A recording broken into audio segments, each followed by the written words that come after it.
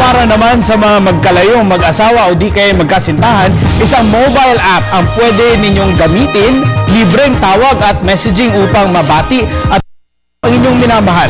Kung ano ito, alamin natin mula kay Dina Pagibitan. Isang perfect day naman ng Valentine's Day para ilunsad sa Pilipinas ang mobile application o Line mula sa bansang Japan na naglalayong magbigay ng free messaging, calling and group chatting, character stickers at marami pang iba. Nais umano ng nasabing application na maging extra fun at exciting ang pakikipag-usap ng isang tao sa kanyang libo-libong mga kaibigan. Target din umano ng paglulunsad ang magustuhan ito ng mga bata dahil ito ay isang friendly application.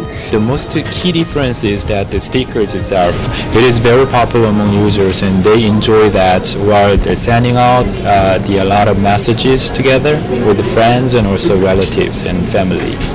Dahil din umano naniniwala silang maraming talentadong cartoonist sa bansa, nais nilang palawakin ang nasabing application na inaasahan nilang mamahalin din ng mga Pinoy tulad ng pagtangkilik ng maraming bansa sa application na ito. Para sa Telebisyon ng Bayan, ako si Dina Pagibitan.